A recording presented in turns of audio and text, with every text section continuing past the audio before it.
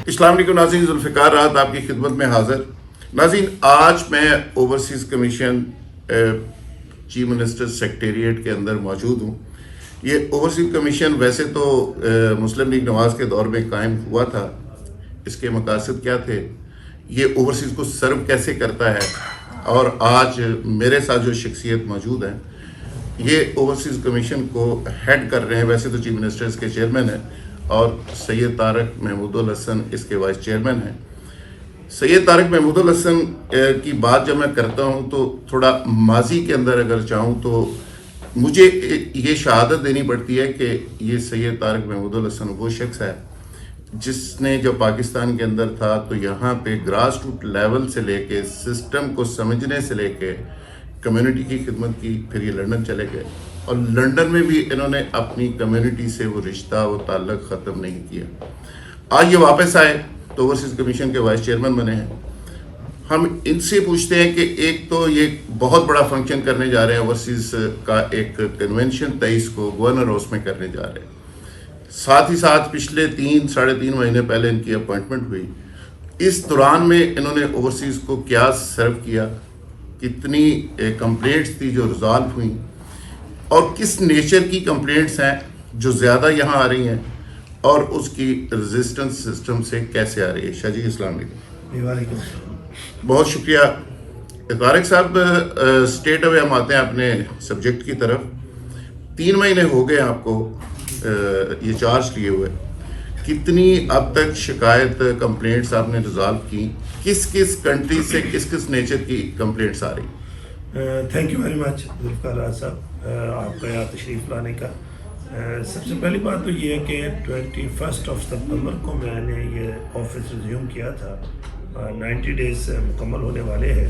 90 days میں ہم نے ایک تاریخ سال جو ہے وہ جو فگر ہے ان کو ہم نے ایڈریس کیا ہے۔ کیا فگر؟ ابھی تک ہمارے 1254 کیسز جو ہے وہ ریزالو ہو چکے ہیں۔ 1254 کیسز جو ہمیں اوورسیز کے ریزالو کر چکے ہیں۔ جب میں یہاں پہنچا تھا تو اس وقت 12,000 کچھ کیسز جو تھے وہ پینڈنگ تھے، جس میں سے یہ کیسز ختم ہوئے۔ اور ہم نے اس دوران ٹیفٹا سینٹر یہاں لے کے، ہمارے بہت سے اوورسیز پاکستانی یہاں آتے ہیں، انہیں نہیں اندازہ کہ یہاں پر کیا کیا ٹریننگ دی جاتی ہے، تو ہم ان کے اوورسیز کے درمیان اور ٹیفٹا کے درمیان برج کا کردار ادا کریں گے، تاکہ لوگ اپنی نئی ٹریننگ جو اوورسیز سے وہ لے کے آئے ہیں وہ یہاں ٹرین کر سکیں لوگوں کو۔ اس طرح پاکستان میں ٹورزم کے حوالے سے بہت کچھ ہوا۔ ہم ٹورزم کا ڈیسک ادھر لے کے آئے ہیں تاکہ جب اوورسیز پاکستان آئے تو ہم انہیں مکمل طور پہ یہ گائیڈ کر سکیں کہ پاکستان پنجاب میں کون سے ریزورٹ ہیں، کون سے ٹورزم کے اسپاٹ ہیں، یہاں نہ صرف وہ خود بلکہ اپنی فیملیوں کے ساتھ وزٹ کر سکیں۔ ہم نے 24/7 جو ہے اپنی جو ہیلپ لائن جو ہے اس کا آغاز کیا ہے۔ اس کی وجہ یہ ہے کہ اوورسیز پاکستانی شکایت کرتے تھے، جیسے یورپ میں موسٹلی جب وہ لوگ گھروں کو آتے ہیں تو یہاں رات کے 12-1 بج چکے ہوتے ہیں تو وہ فون نہیں کر پاتے، تو ہم نے وہ 24 جو ہے وہ ہیلپ لائن کا آغاز کیا ہے۔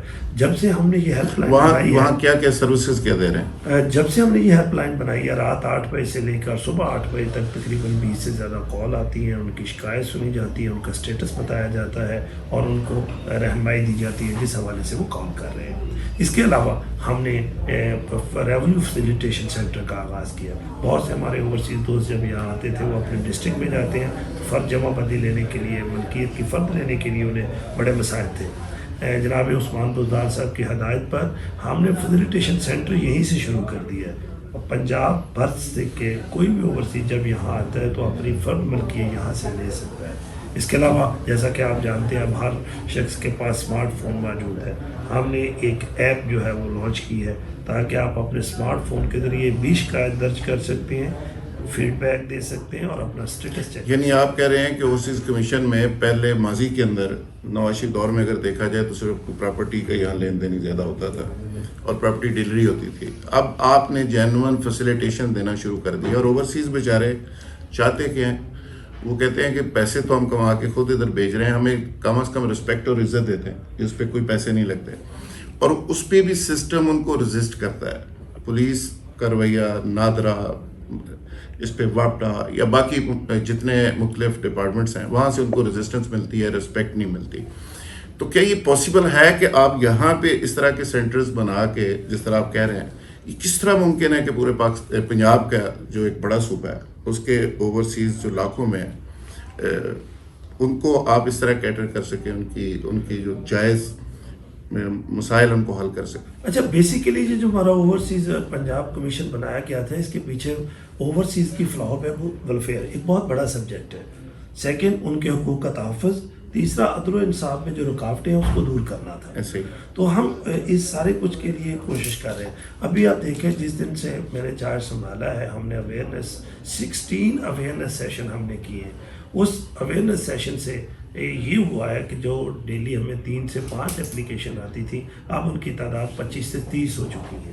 لوگوں کو پتہ چلا ہے کہ یہ ان کا ہوسٹ ادارہ ہے, یہاں سے انصاف ملتا ہے, یہاں سے عزت ملتی ہے. آپ خود بھی یہاں تشریف لائیں, آپ دیکھ لیں, یہاں پر کسی قسم کی کوئی رکاوٹ نہیں ہے. ہر اچھا, سادہ اپلیکیشن کے اوپر پروسیڈنگ ہوتی ہے ساری, کوئی وکیل پیسے نہیں لیتا, کوئی وکیل کرنے کی ضرورت نہیں, یا ہے یہاں پر؟ ایسا نہیں ہے. ہمارا پورٹل موجود ہے. جب آپ ہمارے پورٹل پہ جاتے ہیں تو دنیا کے کسی بھی کونے سے ہمارے پورٹل کے ذریعے آپ شکایت درج کرتے ہیں.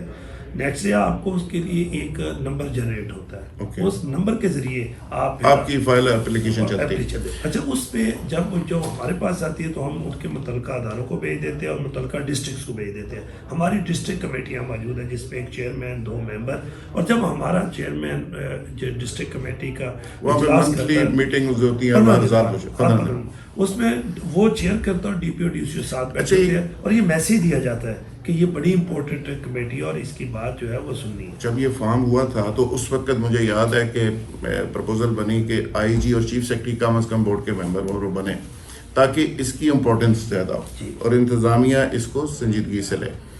اب کس نوعیت کے زیادہ کمپلینٹس آپ کے پاس آ رہی ہیں؟ بیسیکلی ہمارا جو پنجاب کا بورڈ ہے اس میں آئی جی صاحب اور چیف سیکرٹری صاحب موجود ہیں. نہ صرف یہ بلکہ 7 امپورٹنٹ جو پوسٹیں ہیں, ایس ایم ڈی آر ہے, ہمارے سیکرٹری جو ہمارے متعلقہ ہیں وہ بھی ہمارے بورڈ کا حصہ ہے, 9 ایم پی اے جو ہیں وہ بھی ہمارے بورڈ کا حصہ ہے, 9 پرائیویٹ ممبر ہمارے بورڈ کا حصہ ہوتے ہیں. ٹوٹل بورڈ ممبرز کتنے ہیں؟ 29 بورڈ ممبر ہیں. 27 آپ وائس چیئرمین ہیں, چیف منسٹر سب چیئرمین ہیں. یہ ہمارا ٹوٹل بورڈ بنتا ہے. یہ انتہائی پاورفل بورڈ ہے اور یہ میسیج ہے تمام اداروں کو کہ اوورسیز کے, جیسے کہ میں ابھی جب بھی چیف منسٹر صاحب سے ملتا ہوں تو عثمان بزدار صاحب کی مجھے ہدایت ہوتی ہے کہ کسی بھی طور پہ اوورسیز کے کام نہیں رکنے چاہیے. عدلیہ کے اینڈ سے کوآپریشن مل رہا ہے؟ عدلیہ کے اینڈ سے بےحد کوآپریشن مل رہا ہے. عدلیہ نے ایک نوٹیفکیشن کے ذریعے ڈیزیگنیٹڈ جج مقرر کیے. عدالت عالیہ لاہور میں ہمارے 3 ڈیزیگنیٹڈ جج ہیں. سیشن کورٹ جو اوورسیز کے کیسز کو دیکھتے ہیں, یہ سول کورٹ کے ڈیزیگنیٹڈ جج ہیں. نہ صرف وہ کیسز دیکھتے ہیں بلکہ انہیں نوٹیفکیشن کے ذریعے ہدایت کی گئی ہے کہ تمام اوورسیز کے کیسز 6 ماہ کے اندر اندر حل کیے جائیں, اور اوورسیز کیسز میں 15 دن سے زیادہ ڈیٹ نہیں ملتی. اور پھر ہمارے ایڈیشنل رجسٹرار جو ہیں ہائی کورٹ سے ہمارے ساتھ لیزون کرتے ہیں. ہم اپنے لسٹوں کا تبادلہ کرتے ہیں کہ کون سے کیسز ریزالو ہو چکے ہیں, کون سے کیسز کس کیفیت میں. کوئی طارق صاحب امپورٹنٹ کیس جس کا آپ ذکر کرنا چاہیں, کوئی ریکوری ایسی ہو, کوئی بڑی پراپرٹی ڈسپیوٹ ہو, کسی امپورٹنٹ شخصیت کا ہو, یا بہت لینتھی کوئی پروسیس ہو, کوئی پچھلے کئی سالوں سے کوئی پینڈنگ تھا, آپ نے آ کے اس کو ریزالو؟ یہ ابھی آج ہی تھوڑی دیر پہلا آپ کے آنے سے پہلے ابھی ایک بزرگ آئے تھے, انہوں نے یہاں کے ساتھ ہمارا شکریہ ادا کیا, ہم نے ویڈیو بھی بنائی ان کی. ان کا ایک انسپیکٹر نے ایک گھر پہ قبضہ کیا ہوا تھا 2 سال سے, اس کے 2 بچے باہر تھے تو وہ نہیں دے رہے تھے. ہم نے 1 مہینہ کوشش کر کے سارے, اور ہم نے ان کا گھر خالی کرا کے دیا ہے. نہ صرف یہ, ابھی تک جو ریکوری 1254 ہوئی ہیں ان میں سے تقریباً ایسے کیسز جو پچھلے 4 5 6 سالوں سے چل رہے ہیں. تقریباً جو ریکوریز آپ نے کی ہیں کتنی مالیت کی ہوگی؟ ٹوٹل تو ہم نے 10 ارب روپے کی اب تک ریکوری کی ہے 3 مہینوں میں. 3 مہینوں میں. لیکن ہم اگلے کچھ دنوں میں, کیونکہ پراپرٹی ایشوز لوگوں کے, ہم نے پلاٹس جو ہے ایجنٹ سے پلاٹ ریکور کرائے, ہم نے پاک ارب سے پلاٹ ریکور کرائے ہیں. لوگوں کے جو مسائل ہیں وہ ہم نے ایڈریس کیا ہے. ابھی ریسنٹلی گوجرا میں ہم نے 22 ایکڑ زمین اور اس کے ساتھ ان کا گھر جو ہے وہ واگزار کرایا. شاہ صاحب, آپ ایک بہت بڑا اوورسیز کنونشن کرنے جا رہے ہیں گورنر ہاؤس لاہور میں. یہ اوورسیز کانفرنس کے بعد آپ یہ بھی ارادہ رکھتے ہیں کہ آپ اینول اوورسیز کے فنکشنز اور کانفرنسز بھی کروائیں گے, ساتھ آپ انویسٹمنٹ کانفرنس بھی ایک پرماننٹ ہر سال کروانے کا ارادہ رکھتے ہیں.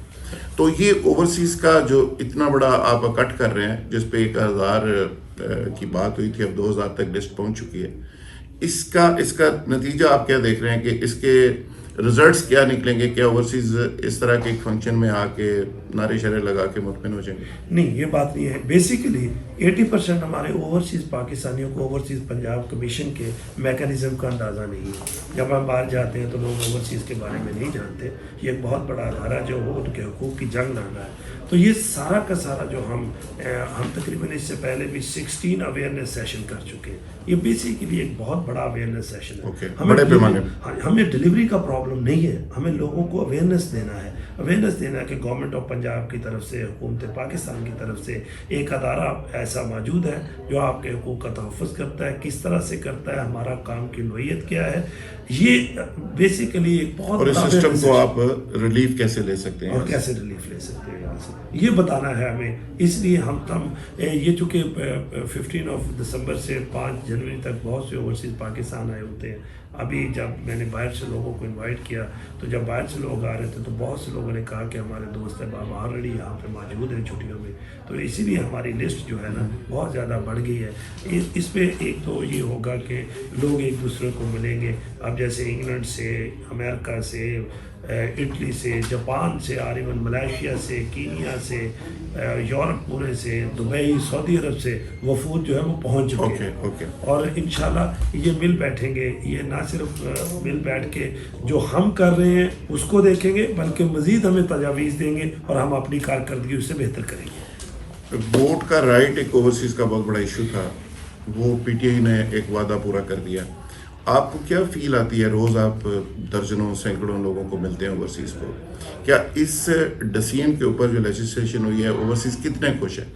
यकीनी तौर पे ओवरसीज़ हमारी रीढ़ की हड्डी की हैसियत रखते हैं, हमारा असासा है। जैसे कि 30 अरब डॉलर सालाना वो पाकिस्तान में कंट्रीब्यूट करते हैं।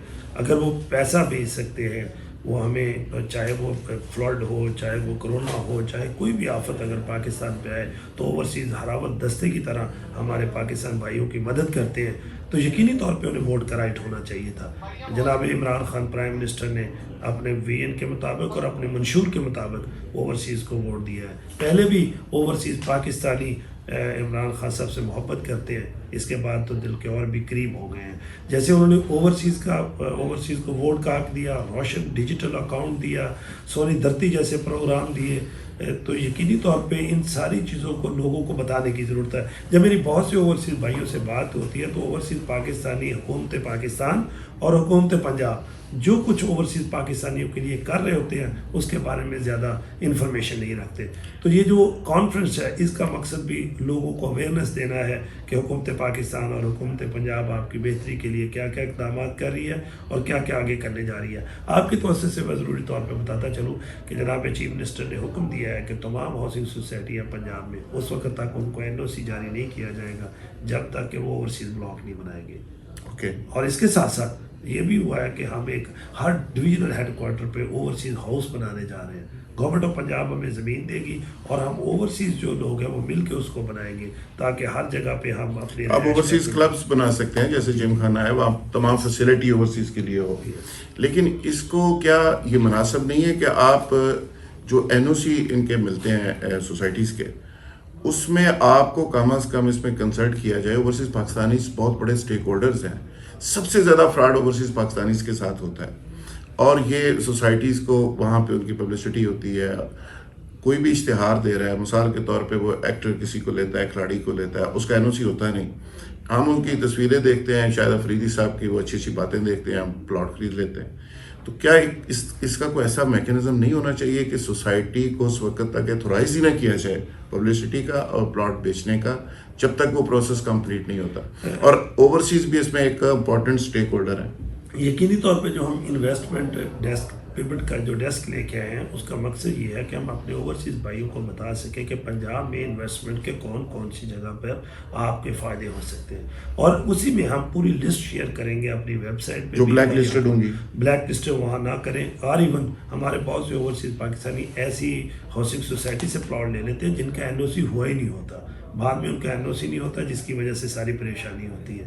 कौन सी हाउसिंग सोसाइटी है जिनके NOC हो चुके हैं और उनके पास वो जो ज़मीन है वो मौजूद है, ताकि ओवरसीज़ किसी ऐसी जगह इन्वेस्टमेंट ना करें जिससे कल को उन्हें परेशानी आए। जो इन्वेस्टमेंट डेस्क है उसके बहुत से मकासद में एक मकसद ये भी शामिल है। طارق محمود الحسن صاحب ہمارے ساتھ موجود تھے، وائس چیئرمین اوورسیز کمیشن. آخر میں انہوں نے بڑی امپورٹنٹ بات کی کہ اوورسیز کو بنیادی طور پہ اویئر کرنے کی، ان کو بتانے کی ضرورت ہے کہ یہ پلیٹ فارم، اس کو استعمال کیسے کیا جا سکتا ہے، اس کی فیسیلیٹیشن حاصل کر کے ریلیف کیسے لیا جا سکتا ہے. اور سب سے امپورٹنٹ بات کہ جو مختلف ہاؤسنگ سوسائٹیز ہیں جہاں پہ اوورسیز کے ساتھ فراڈ ہوتا ہے، اور وہ صرف اس لیے لا علمی کی وجہ سے ہوتا ہے کہ اس کا NOC ہوا نہیں ہوتا اور وہاں پہ خرید و فروخت شروع ہو جاتی ہے. اور اگر ویب سائٹ کے اوپر اوورسیز کمیشن اوورسیز کو یہ بتانا شروع کر دے کہ کس جگہ آپ نے انویسٹمنٹ کرنی ہے اور کس جگہ نہیں کرنی، تو میرا خیال ہے کہ بہت سے اوورسیز فراڈ سے اور بہت سارے اوورسیز اس طرح کی چیٹنگ سے بچ سکتے ہیں. بہت شکریہ. Thank you very much.